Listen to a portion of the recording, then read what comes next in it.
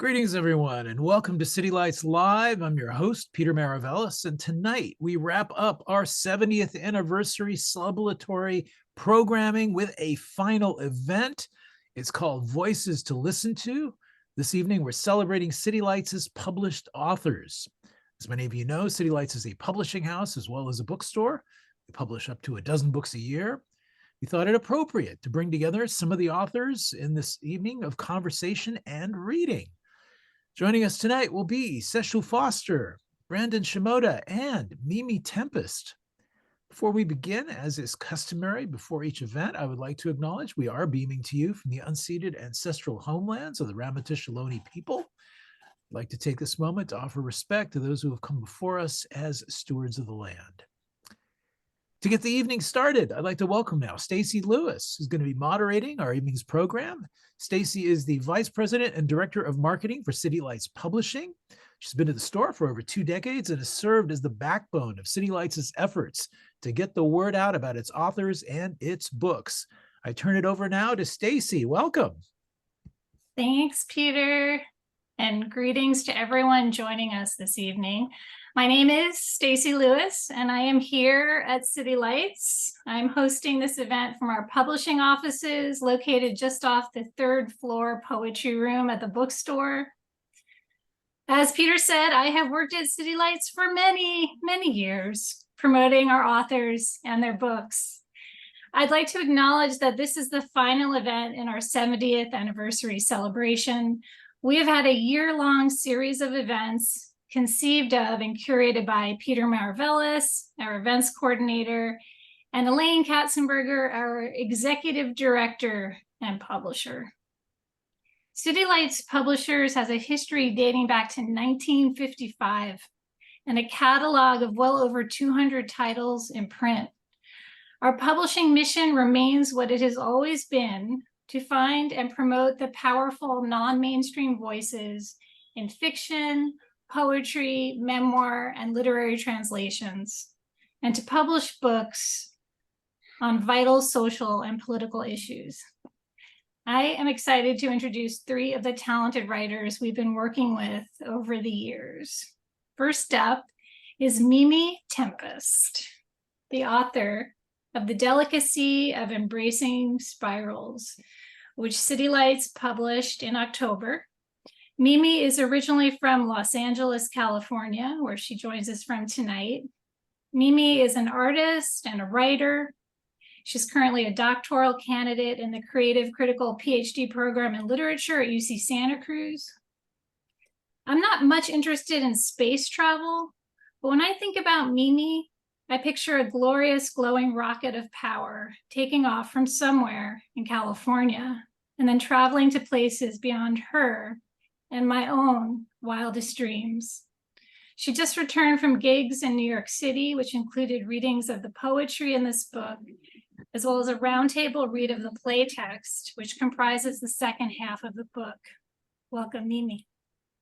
Yeah, thank you for having me. All right, I'll just read the titular piece. Oh, actually, I'm gonna introduce the other folks first, and then we'll get into it. Even better, thank you. Yeah. So next, I'm very happy to introduce Sesshu Foster, who joins us from Alhambra, California. We have published 3 books with Sesshu, including the novel Atomik Aztex in 2005, the poetry collection World Ball Notebook in 2008, and most recently, the novel Eladatl, or Eladatl, A History of the East Los Angeles Dirigible Air Transport Lines. That's written with co-author Arturo Ernesto Romo. We published that in 2020. Sesshu Foster taught writing and literature in East L.A. public schools for over 30 years, as well as undergrads and graduate students. A celebrated writer, his literary awards are numerous, including 2 American Book Awards, an Asian American Literary Award, the Believer Book Award, among many others. He recently retired from classroom teaching, but is still incredibly busy. I would recommend following him at Corrugated Sesshu on Instagram We're going to put that in the chat, corrugated Sesshu. You can see all of his inspiring travels and his thoughts about life in general, as well as his postcard collection, received and sent. Welcome, Sesshu. Thank you. And finally, I'm thrilled to welcome Brandon Shimoda, who joins us from Colorado. City Lights published Brandon's acclaimed memoir, The Grave on the Wall, in 2019, which received the PEN Open Book Award. Brandon is the author of 7 books of poetry, most recently Hydra Medusa, with Nightboat Publishers. It's a travelogue gleaned from his liminal dream states. It's one of my recommended reads here at the bookstore, and I can't stop looking at this gorgeous cover. Brandon's writings on Japanese American incarceration have appeared widely, and he regularly gives talks on the subject. Brandon is a curator of the Hiroshima Library, a traveling reading room and collection of books on the atomic bombings of Hiroshima and Nagasaki. And next November, we get to publish Brandon's next book, nonfiction. Title is The Afterlife is Letting Go, which I hope to discuss with him later in the program. Welcome, Brandon. All right, I can hear you clapping.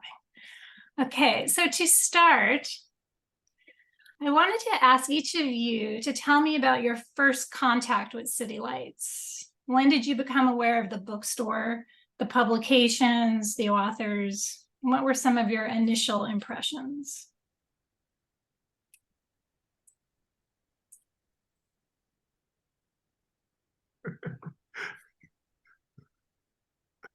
That's questions for all of you. You're all gonna have to answer it, so somebody go. When I was in high school, I was a reader. High school was boring, and so I spent every day reading a book. Sometimes I'd finish it during that day. But my reading was, curiously academic, I guess. I read people like Jules Verne or Conan Doyle or Philip K. Dick, or I don't know, I would just read whatever was around, like Louis L'Amour or something. And so my idea of literature was like usually like dead guys. And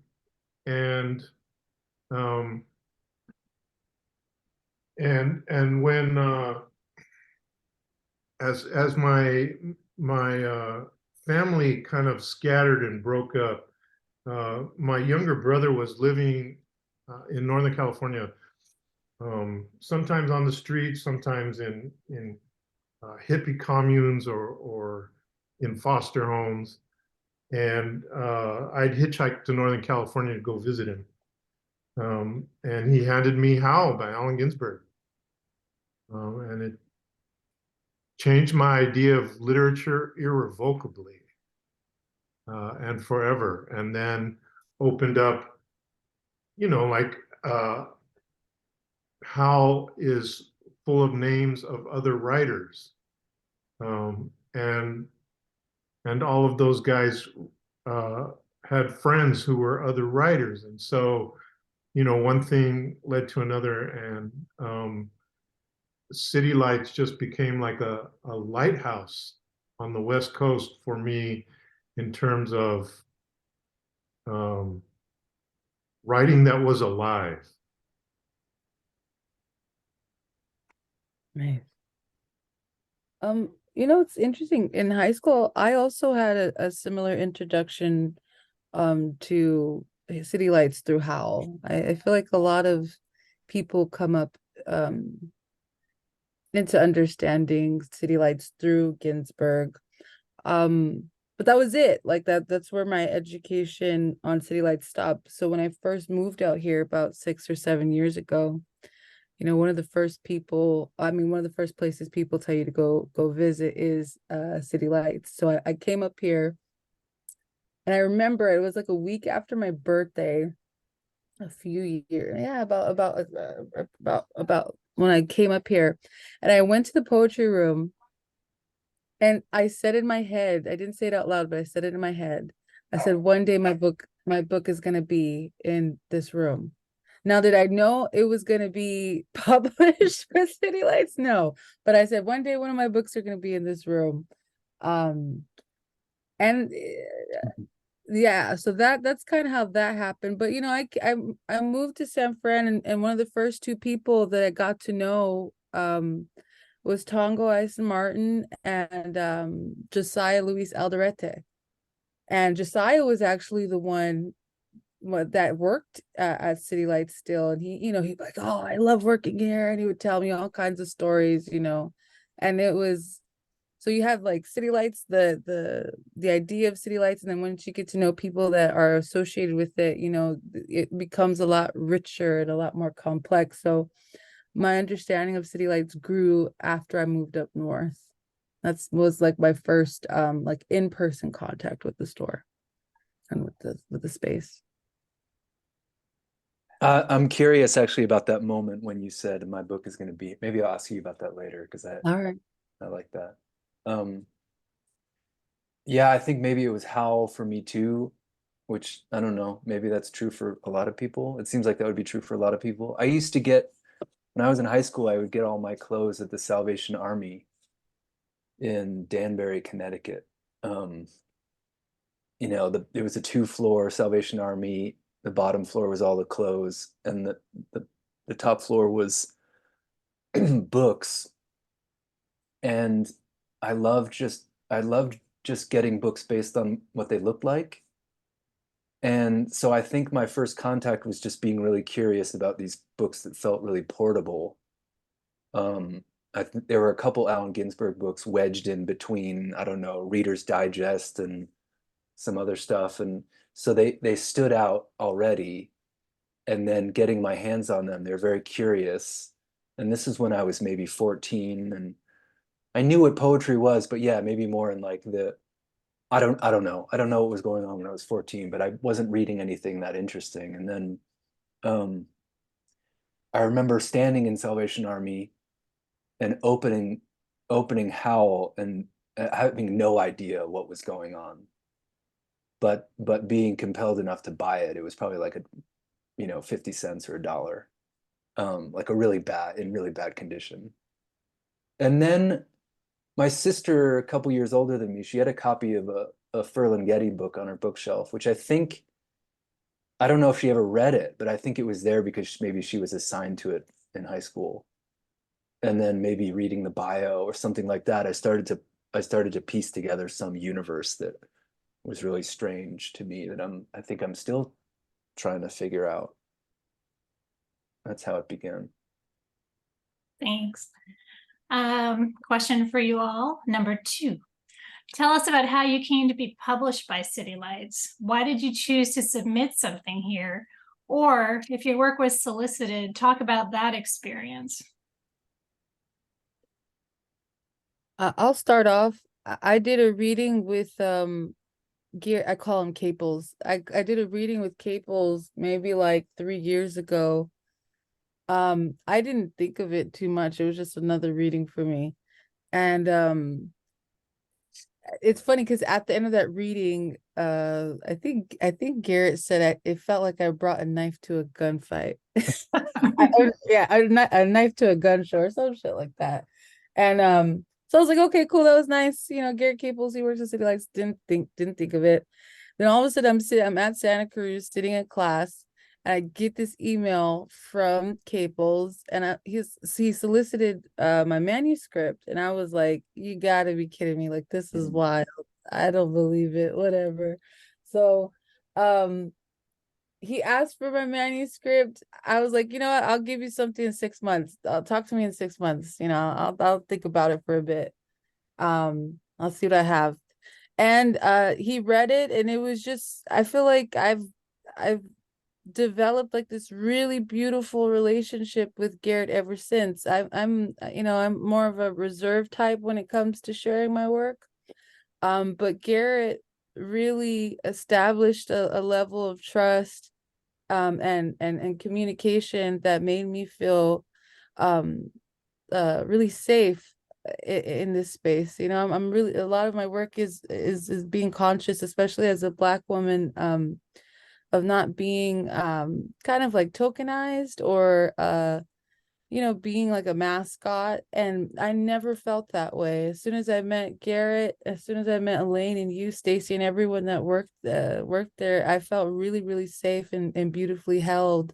So the process has been seamless, but Garrett was the one that helped open that door and made me feel confident in sharing my work with you all in a way that's been beautiful ever since.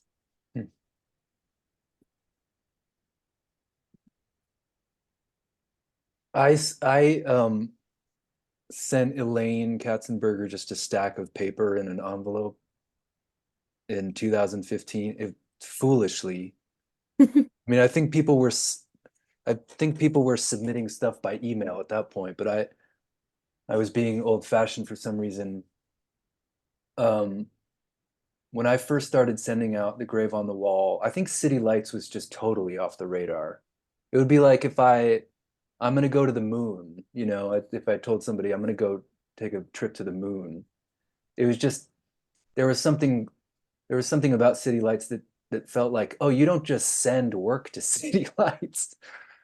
And maybe I was connecting with my 14-year-old self that it just seemed totally far-fetched. But I had a friend, Jeffrey Yang, who is an editor at New Directions, and he suggested I send it to Elaine, and I was like, that's crazy.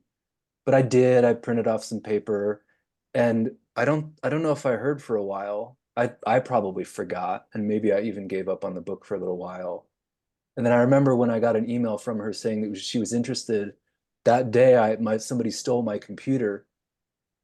I stepped away, actually. I got the email from Elaine. I stepped away to call my partner to say, holy shit, guess what happened? And I went back to where my computer was and it was gone. And so in that moment, I thought, she's interested in my book and I don't have my book anymore. Oh my God. I don't remember what happened after that. I think I blacked out, but it ended up working out. But yeah, it still gives me heart palpitations thinking about that. I was teaching at UC Santa Cruz when you, Stacey, and Elaine gave a presentation to the creative writing department, and the presentation was very thorough and wide-ranging about the mission and history of City Lights. That wasn't why I submitted, because I was you know, City Lights was a personal landmark for me, you know, for decades by then. But Elaine did ask me for a manuscript, and so I gave her some 400 plus pages of Atomik Aztex, which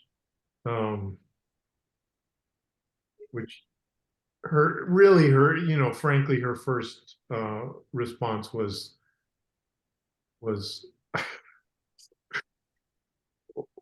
like, which end is up? What? Where do we go with this thing? And it had a kind of very complicated fractal structure, which I dismantled. It took me about a month, and I dismantled it and made it binary. So for those critics who find the binary structure too complex, it's much simpler now. Excellent. Actually, so my next question is kind of follows that one sort of perfectly. I was hoping you could all talk about the editorial process on the books you published here. Mimi, as you mentioned, you worked with City Lights editor Garrett Caples, And Brandon and Sesshu, you worked with Elaine Katzenberger, who is now our publisher and executive director. I would like to take that first. Where is she? I thought she maybe would be here. Yeah. It was incredible. I mean, I think now I feel like what I sent her it didn't have the structure of a fractal, but maybe it was like more like a melting snowflake. I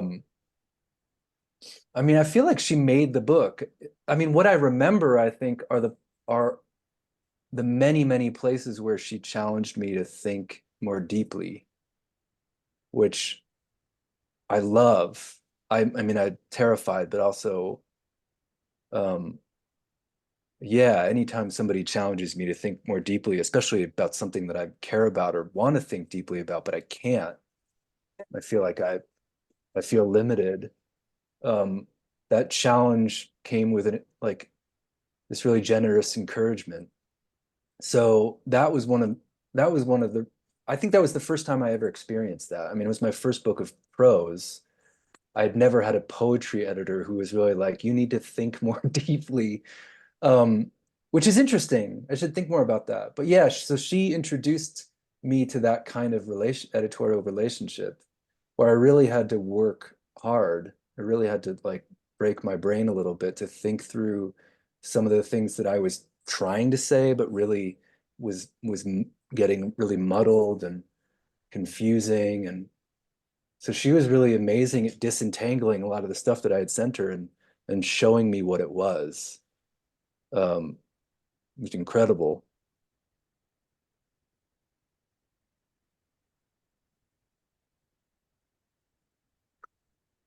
Maybe I could say something about the editorial process on Eladatl, which is a collaboration with my friend, the artist Arturo Romo.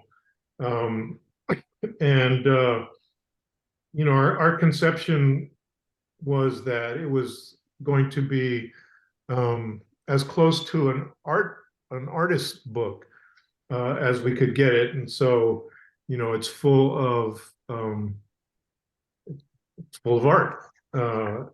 It's full of both hand-drawn images as well as digital digital photography and all kinds of work like that. And so we really wanted to push the book form as far as we could take it. So, for example, this page and other pages like it, for example, this text, which caused the printer to send a waiver to City Lights publishers saying that they couldn't return the book and this wasn't their fault. I remember that. And so because a number of the pages were meant to recreate the mimeograph quality of 60s Chicano movement publications, and you know, to visually recreate history, not just retell history or describe history, but manifest it visually also. And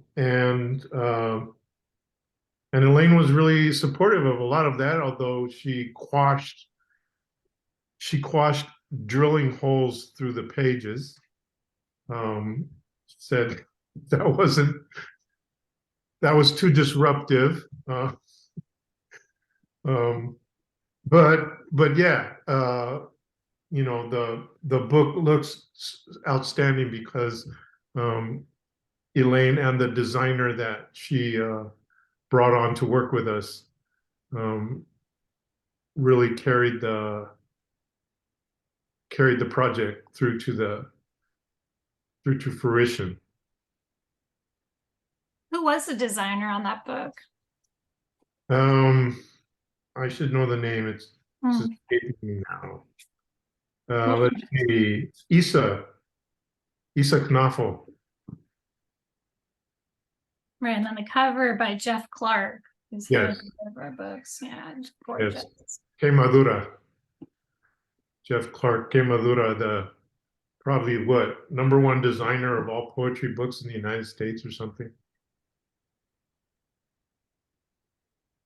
I have a secret about that book. Josiah snuck it to me when it first came out. So I read it before. I read it before everyone else did. Yeah, I it's remember friends that. in the book business. That's what we do. He can't do that anymore. Let's see.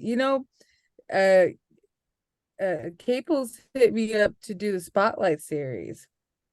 And he was like, Mimi, do you have, you got some poems? And I was like, and the crazy part is I did have poems. I said, no, man, I'll talk to you in 6 months, and I decided I could have given my manuscript then, but I pushed myself for an extra 6 months to write the second act of the book. So when he read the entire manuscript, he was like, this is not going to fit in the Spotlight series. I have to talk to Elaine. So a lot of the first 3 months was just like this long, elaborate conversation between me, Caples, and Elaine about what we could do, what we couldn't do. I mean, honestly, what we could do. And it ended up not going in any series. It ended up being just its own publication, which made me very happy. But that was part of the process. It was like, well, what can we do? Because it didn't fit in the context of any of the series that were out. But I was very grateful because, Caples really advocated for things that I didn't think were going to be able to happen. I mean, for even the cover itself, the gloss, the cover, the gloss of the cover, the texture of the cover, like that was all like a long negotiation. So the editorial process, which is a kind of like this checks and balances between us three. I did have a one gripe about a word that couldn't be used in the book. Elaine was like, absolutely not. But I was like, oh, it's all right, I'll live. Everything else is fine. But everything else it was very beautiful. It was actually pushing the envelope of what was going to be allowed into the project, and what we could do without the context of the Spotlight series. So yeah, it was a long conversation, really. Cool. Next question for you all. Can you talk about how you feel your work is in a context here? Are there other titles or authors on the City Lights list that you feel your own work is in dialogue with or responding to in some way?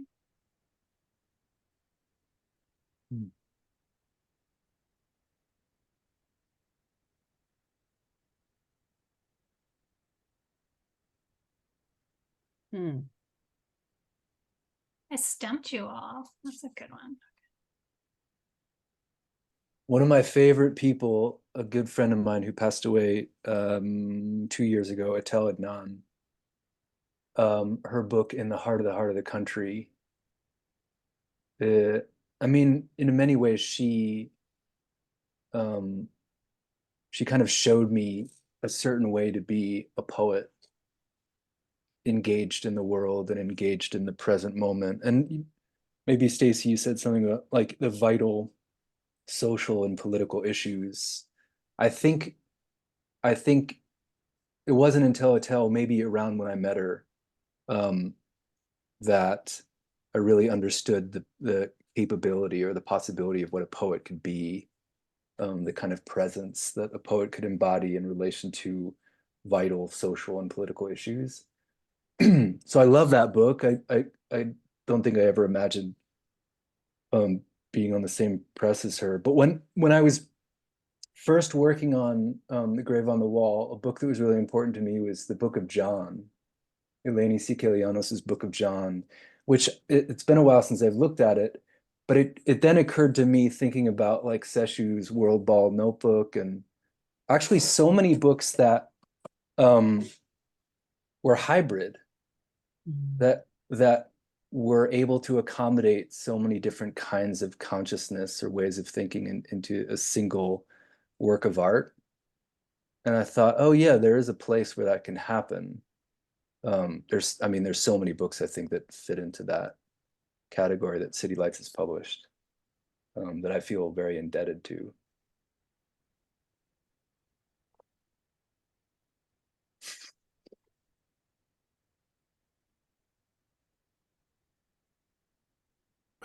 One, excuse me, one City Lights writer that I always go back to is Bob Kaufman. You know, although his work is available in other editions,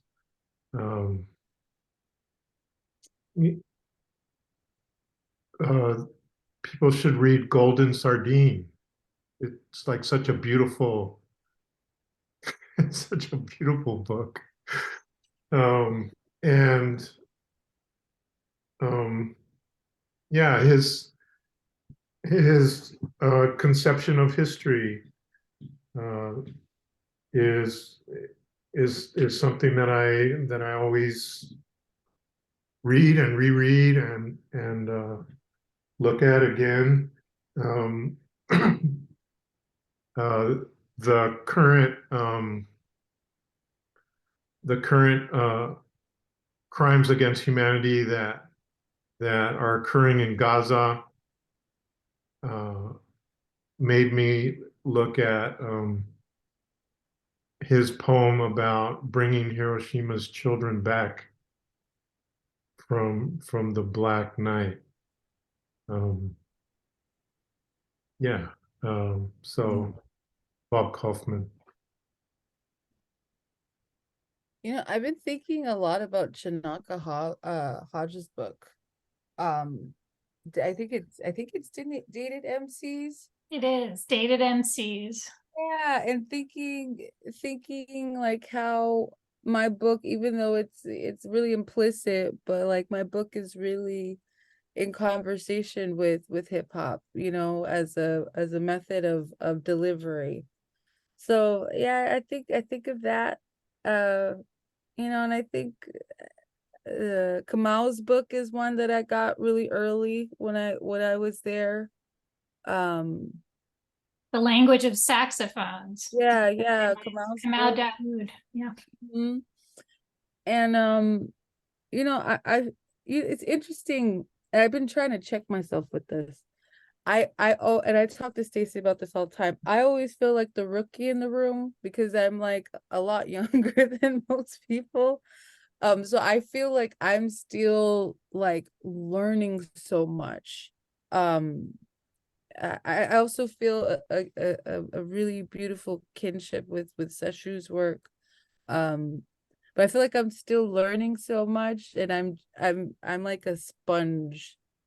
So there's so much more history and so much more information and lineage and tradition that my ears and my eyes are still open to. I just feel grateful. A lot of times I'm just grateful to be in the space, but yeah, that's where I'm at when thinking about being in conversation with other authors. Thanks, Mimi. Ashley, I'm going to turn to you to give our first reading of the evening. So why don't you tell us what you're going to read? You know, I was going to read the titular piece, but I'm not going to do that anymore. I'm tired of reading that poem. It's a long poem. It's a long poem. So we're going to read a smaller poem. We'll do that. We'll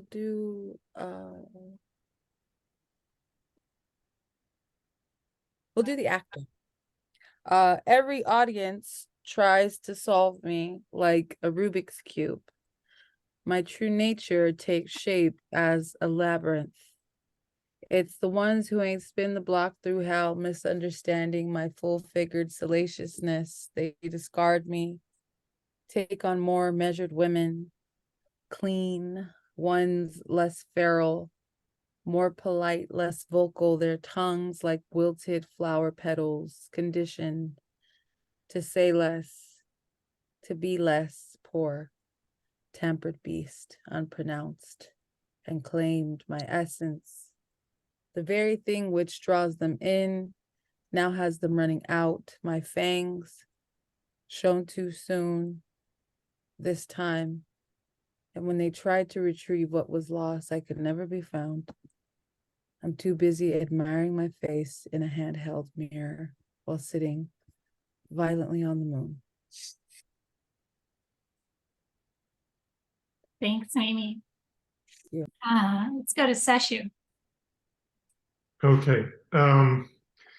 So I'll read a little section of Eladatl. And it is a fictional fictional dialogue with the actual history of East L.A. And so it turns out that for example, maybe it's mentioned in the piece, I'll see. The first African-American commercial pilot is buried in East Los Angeles because he died in an air crash at around age 30. And he's buried in Evergreen Cemetery, the oldest cemetery in LA. So maybe that gets a mention in this piece. I'll see. But it's about, this piece is about some of the history that turns up in the research that Arturo and I did for this book, but also the background of the characters. So what about Bessie Coleman? She was the first American to get an international pilot's license, which she got in France because they refused to teach her how to fly in America. And the first African-American woman to get her pilot's license in 1921, but she could only make a living doing dangerous stunt flying, and it killed her. In 1926, she lost control of her plane. It spun out and threw her at 2,000 feet above the ground. So she died, and she was 34. Of course, she was the inspiration for the Bessie Coleman Aero Clubs. Now, this is the basic history of the skies of Los Angeles, so you're supposed to know this already. The Bessie Coleman Aero Club was founded in 1929 by William Powell here in LA, where Powell learned to fly because the LA Warren School of Aeronautics was the only place in the country where he was allowed, because he was Black, to take flying lessons. Powell, who owned a chain of 5 gas stations, became a licensed pilot, navigator, and aeronautical engineer. He started an airplane company, Bessie Coleman Aero, to lay the foundation for a new future for African Americans. In his book, Black Wings, Powell wrote, "There's a better job and a better future in aviation for Negroes than in any other industry. And the reason is this: aviation is just beginning its period of growth. And if we get into it now while it's still uncrowded, we can grow as aviation grows." Powell had a big plan, and this was his plan. Negro leaders, why do you sleep? Black men and Black women, arouse your imaginations. Act before it's too late. Do not let the aviation industry become completely monopolized by other races who will give you and me only the most menial jobs. Get into aviation now while we have a chance to get Black airplane manufacturers, Black airplane distributors, owners of Black transport lines, and thousands of Black boys and Black girls profitably employed in a great paying industry. That was Powell's plan. It would eliminate continually begging white people for jobs. He started a Black aviation newsletter where he offered scholarships to Black students, male and female alike, who wanted to learn to fly. Yeah, I'll cut it out. I'll cut it there. So that was 1929. The Great Depression crushed his those projects that he had. But um, but it's just like an indicator of the history that lies outside of academia. And I know it lies outside of academia because it's not taught, it's not part of history books. And I was at an academic conference, and I mentioned Bessie Coleman, and I read part of my book, and they said, "But your book is fiction. What if you know your book is the only thing that people ever learn about Bessie Coleman?" And I was just like, then they need to get outside of academia, because like there's a whole world out there.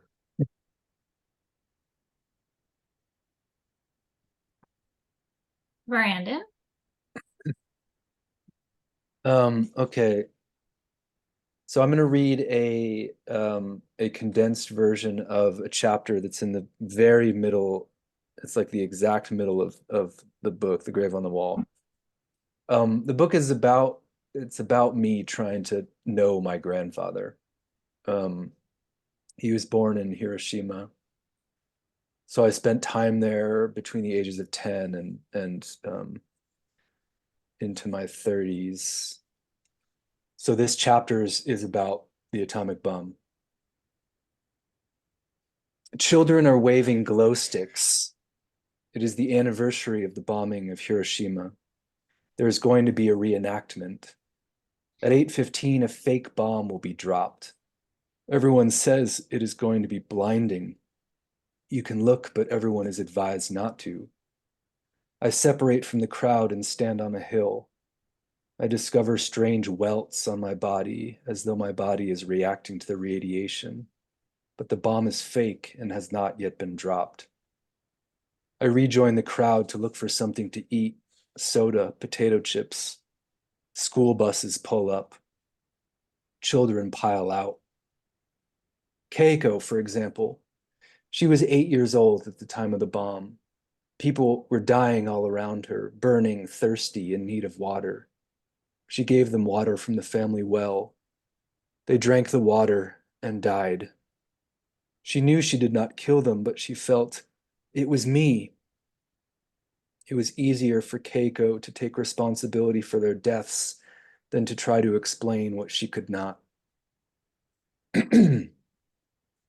I am the youngest who still remembers that day, Keiko said. Every year I stand on the riverbank. There were a bunch of bananas and oranges. My mother sold her wedding ring to the army. Americans had a tall nose. Children had to bite 100 times. At midnight, they tried to escape from the temple. The teacher decided to tell the children about the atomic bomb. Look at the Buddha, the teacher said. Can you see all the faces behind the Buddha? Your parents are already in heaven. On August 7th, I climbed the hill near my house and saw the city. Behind the city, I saw the inland sea. I feel we are all connected by the sea. Hiroshima people were so sleepy that morning. Finally, my mother said, I want to die at home. I woke up in darkness, pitch darkness. The farmer's house started to burn. Oily, gray, charcoal-colored rain. It was so sticky. There were so many traces of black rain everywhere. It goes together for a while, and then there's a curve. It aches a lot to touch your body, so do not touch your body. I could smell burnt hair. The victims could barely move. They were moving so slow. They died squatting in a line on the road. Everywhere there were hundreds of big flies. In the afternoon, they stopped moving their hands and were covered in black flies. As soon as I saw the shiny wings of the Enola Gay, I was frozen. I started to cry.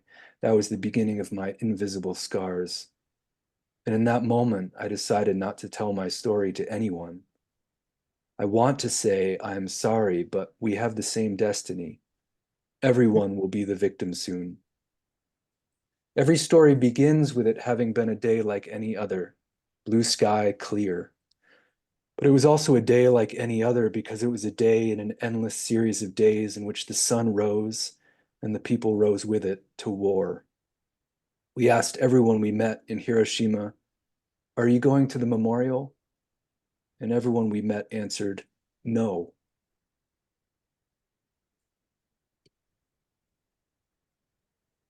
Thanks, Brandon. I'm going to move to, there's a couple good questions in the chat. Maybe we'll start with Brandon first. Who are the poets that you keep close? That I keep close. I've been rereading every book we have by Mahmoud Darwish. I keep him very close. He appears in two of my books. He's the epigraph of one of my books of poetry, and then my last book of poetry, which Stacey, you held up, I include like 3 pages of a poem by Mahmoud Darwish. I don't know why. I mean, it's every time I'm putting something together, he's always there. So I guess I keep him close. But yeah, I've been reading a lot of him recently, just trying to inhabit the space of the Palestinian mind, the Palestinian storyteller, the exile, the refugee, so infused with love and so infused with this kind of radical hope. Plus, his poems are just outstanding. I mean, I can't use any adjective that would, I think, fit the scale of what he was doing. But yes, that'll be my answer. Sesshu? Well, I was talking about Mosab Abu Toha to a younger poet, and I was saying that his poetics are a practice that that I'm always looking at and studying. His practice of opening libraries as cultural and literary venues where people can meet and study and practice writing. It's somehow similar to Luis Rodriguez, a former poet laureate of City of Los Angeles, who has a Tia Chucha cultural venue out in kind of in the valley, and he also runs Tia Chucha Press, which I found out published the first book of Terrence Hayes, and so poets whose practice, whose poetics embrace actual places and people in their community, and that to me is something that I try and model or build into my work in some fashion. Yeah. So who else? Other people other writers are doing similar things. Yeah. But those are a couple. I'm gonna take a different route for this answer. I mean, I feel like I've been reading a lot of Banu Kapil a lot lately. The vertical interrogation. I can't remember what's the second half of that title. Strangers. There you go, strangers. I love how she asks herself questions and then like reiterates those questions over and over as like this meditative practice throughout the project. As far as close though, I mean, I guess my two favorite poets in this community are Josiah Luis Alderete and Trong Tran.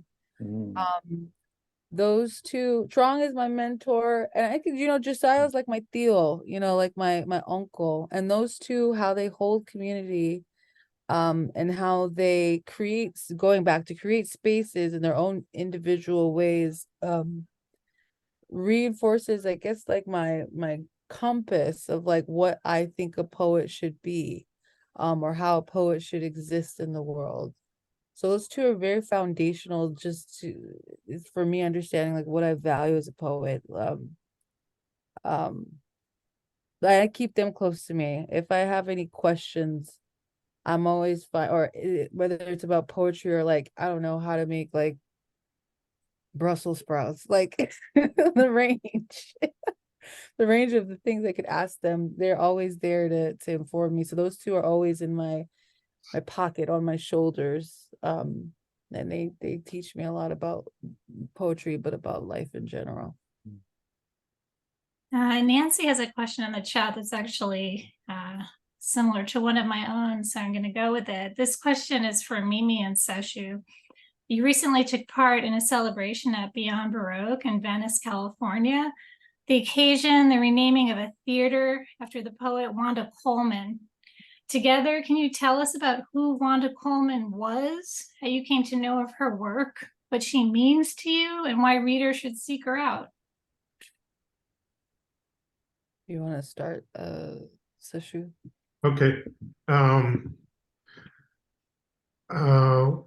Well,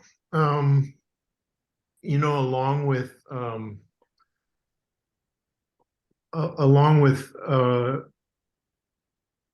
when I was young, learning about City Lights and other independent presses, that's where poetry lives. Poetry lives in small and independent presses. In Southern California, there was Capra Press out of Santa Barbara, and at that time, Black Sparrow Press was in Santa Barbara. And Black Sparrow Press was started, I think at the end of the 60s, by John Martin to publish Charles Bukowski. When Bukowski started selling six figures of books, mostly in Europe, that funded all the other people that Black Sparrow Press started publishing. And so they started publishing Wanda Coleman too. I found her first chapbook, I think it's called Art in the Court of the Blue Fag, in a used bookstore in Santa Barbara. And so Charles Bukowski and Wanda Coleman, they depicted for me a Los Angeles that I understood, a Los Angeles that I lived in. Whereas really in almost no movie to this day is there a recognizable Los Angeles for me, but in their books it was clearly recognizable. You know, Charles Bukowski's Hollywood, flats and Flatland, and Wanda's South Central. And well, okay, so so they were major models in how I looked at the place that I lived in. For me, I had to leave Bukowski and Coleman's Los Angeles to know exactly what I experienced.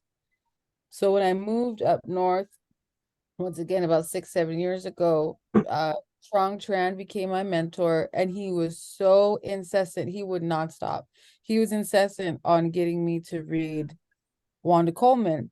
See I'm a punk in class. Like if I don't do anything unless I want to do it, but I had so much respect for Trong that I ended up reading Coleman. And the funny part is I wanted to do my work on Sesshu and on she wrote the Tonkas. My brain is flatlining right now. She wrote Tonkas. It was Sesshu and someone else. I can't remember. Urban Tumbleweed. My brain. Oh, Mullen. Yeah, Harriet Mullen. So I was like, no, I want to do Harriet Mullen. I want to do Sesshu Foster. It's like, no, you have to read Wanda Coleman. So that led me into Wanda. Trong led me to Wanda. And when I started reading Wanda, the Los Angeles that I had been trying to run from was right in my face. But she wrote it in a way that made sense, similar to Sesshu, that made sense to me. Like no one has ever written it like this. As far as poetry, now I may have heard it in a Kendrick Lamar album, I may have seen it in, you know, a John Singleton film, but I've never seen it in poetry.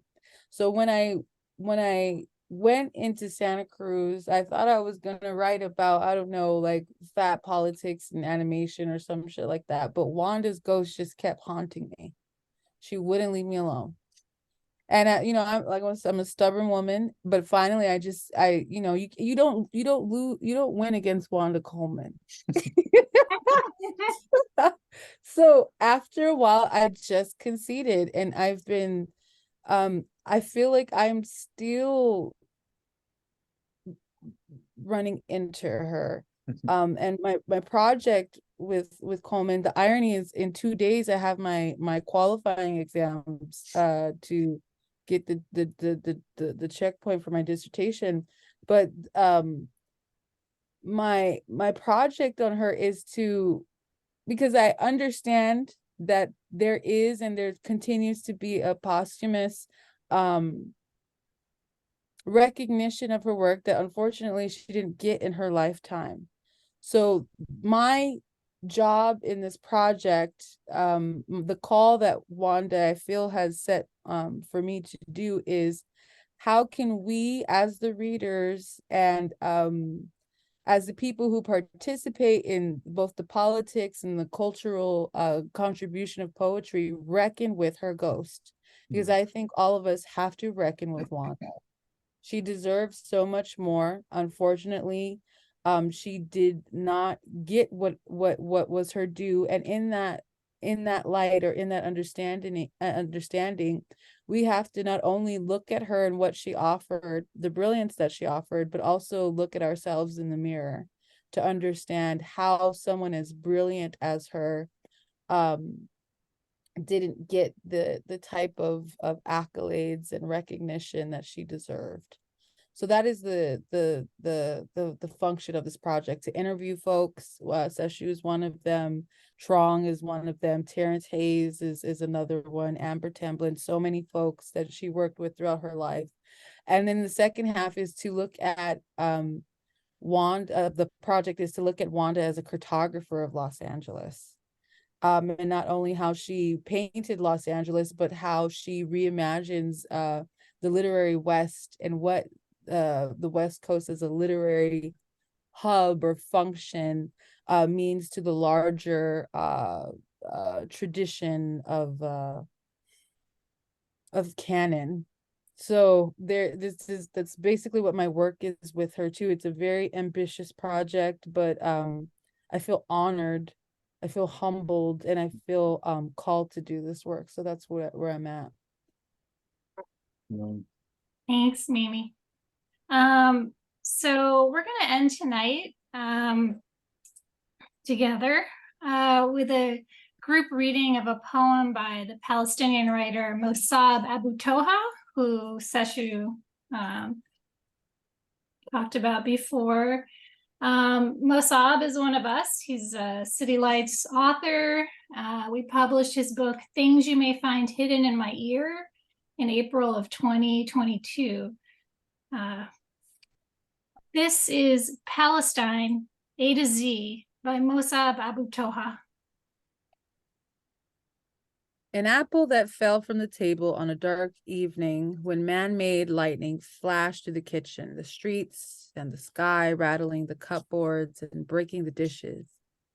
M is the linking verb that follows I in the present tense when I am no longer present, when I am shattered. B, a book that doesn't mention my language or my country, and it has maps of every place except for my birthplace, as if I were an illegitimate child on Mother Earth. Borders are those invented lines drawn with ash on maps and sewn into the ground with bullets.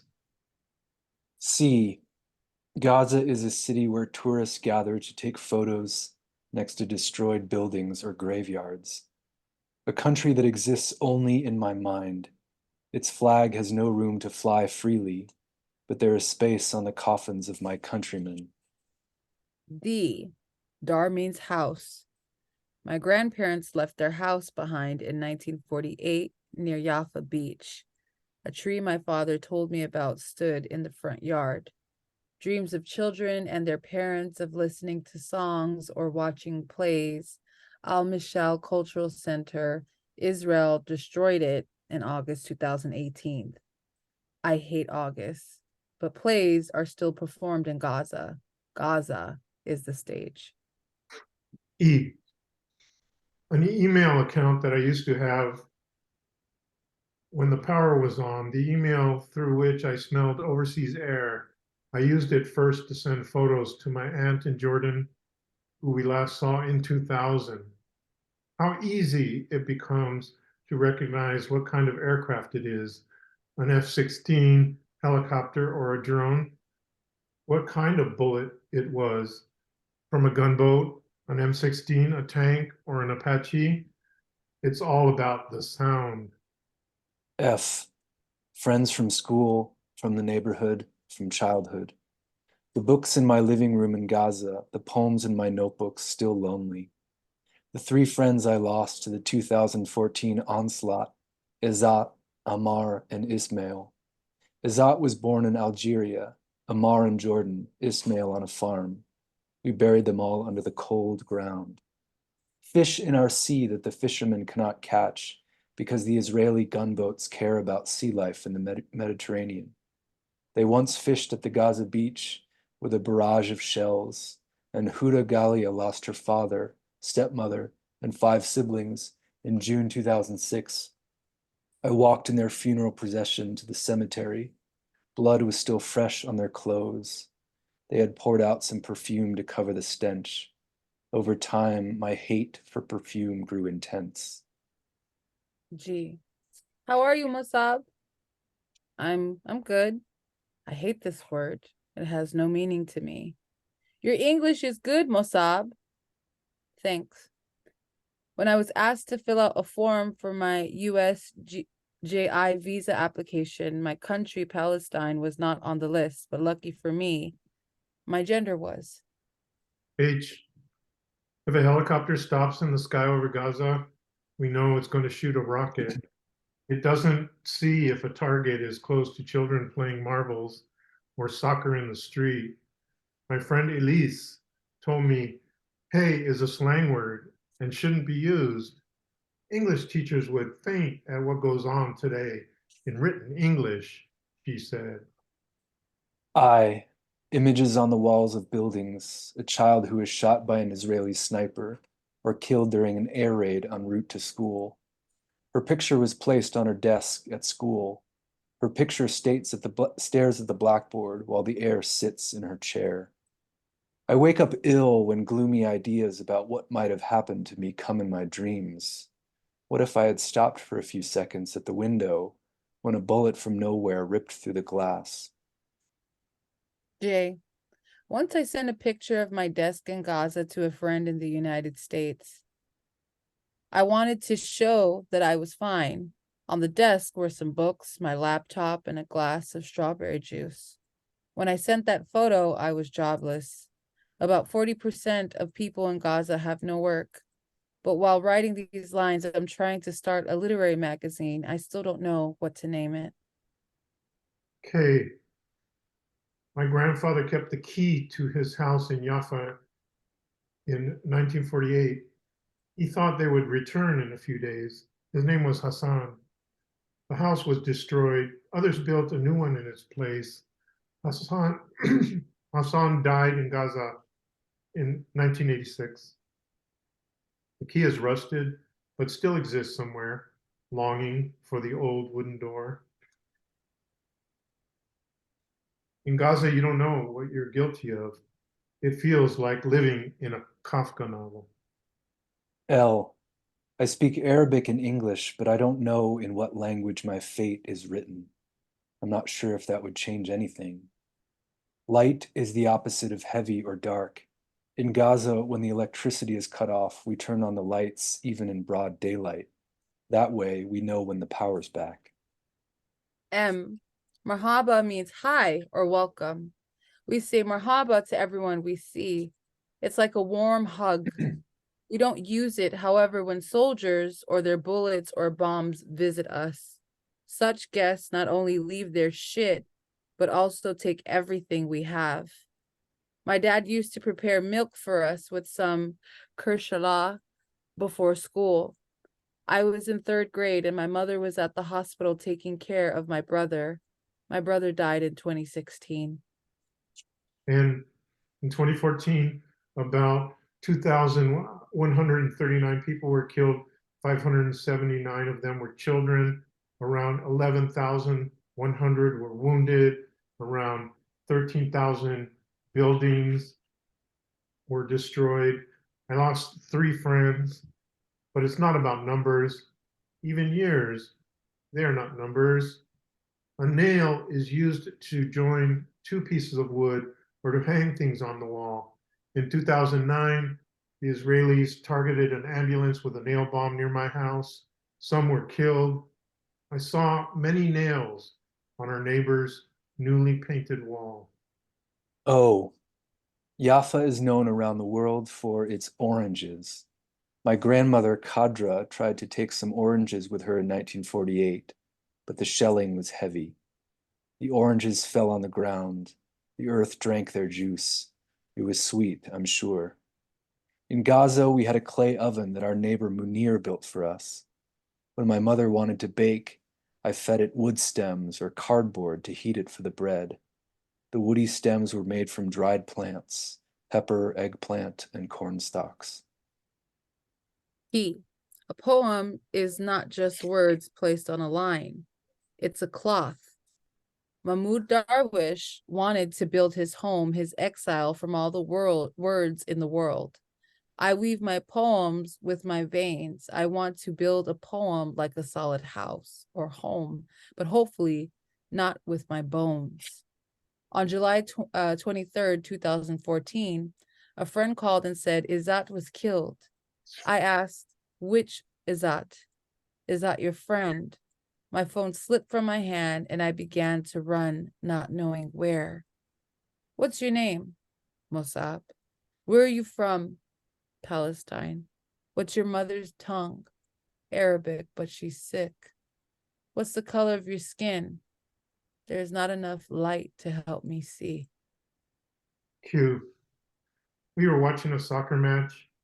Comments and shouts filled the room.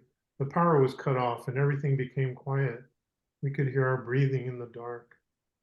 Al-Quds is Arabic for Jerusalem. I've never been to Al-Quds. It's around 60 miles from Gaza. People who live 5,000 miles away can move there, but I cannot even visit.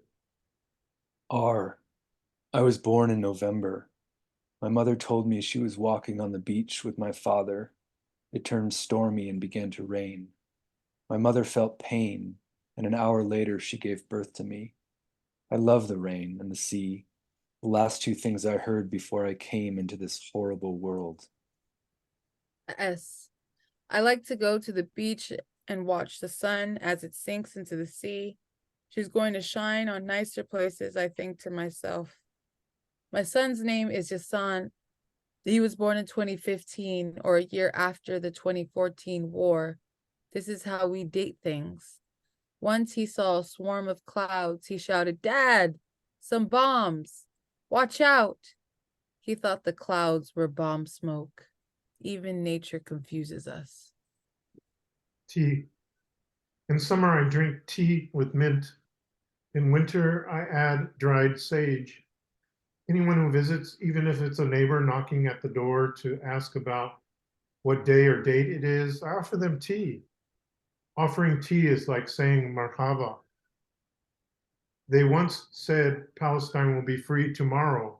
When is tomorrow? What is freedom? How long does it last? You.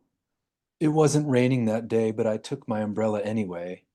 When an F-16 flew over the town, I opened my umbrella to hide. Kids thought I was a clown. In August 2014, Israel bombed my university's administration building. The English department was turned into a ruin. My graduation ceremony got postponed. Families of the dead attended to receive not a degree, but a portrait of their child. V. When we moved from Cambridge to Syracuse, I looked out of the window of the U-Haul van. What a huge country America is, I thought. Why did Zionists occupy Palestine and still build settlements and kill us in Gaza and the West Bank? Why don't they live here in America? Why can't we come here to live and work? My friend heard me. He was from Ireland. We both loved the Liverpool Football Club. In Gaza, you can find a man planting a rose in the hollow space of an unexploded tank shell, using it as a vase. W. One day we were sleeping in our house. A bomb fell on a nearby farm at 6 a.m., like an alarm clock, waking us up early for school. In August 2014, after 51 days of Israeli onslaught, the walls of my room had more windows than when I left. Windows that would no longer close. Winter was harsh on us. X. When I was wounded in January 2009, I was 16. I was taken to hospital and x-rayed for the first time. There were 2 pieces of shrapnel in my body, one in my neck, another in my forehead. 7 months later, I had my first surgery to remove them. I was still a child. For Christmas, a friend gave the kids a xylophone. It had 1 wooden row. The bars were of different lengths and colors: red, yellow, green, blue, purple, and white. The kids showed it to their grandparents back in Gaza, whose eyes danced while the kids smiled. Why? Yafa is my daughter's name. I put my ears near her mouth when she speaks, and I hear Yafa's sea, waves lapping against the shore. I look her in her eyes, and I see my grandparents' footsteps still imprinted on the sand. How did you leave Gaza? Do you plan to return? You should stay in the U.S. You mustn't think of going back to Gaza, things people say to me. Z. When I was in the 5th grade, our science teacher wanted us to visit a zoo to see the animals, listen to their sounds, watch how they walk and sleep. When I went there, they were bored, gave me their back. They live in cages in a cage place. We use a zero article with most proper nouns. My name and that of my country have an extra zero in front, like when you call overseas. But we've been pulled down beneath the seas. You see what I mean? Thanks so much. So happy to have Mimi Tempest, Sesshu Foster, Brandon Shimoda. Peter, are you coming back up to say goodbye, or am I sending us out? Oh, why don't you send us out? Okay. Thanks. Thanks Thank also you, to everyone. Lawrence Ferlinghetti for 70 years and to Stacey and Elaine for keeping it going. Yeah, thank you, everyone. Bye. See you next time.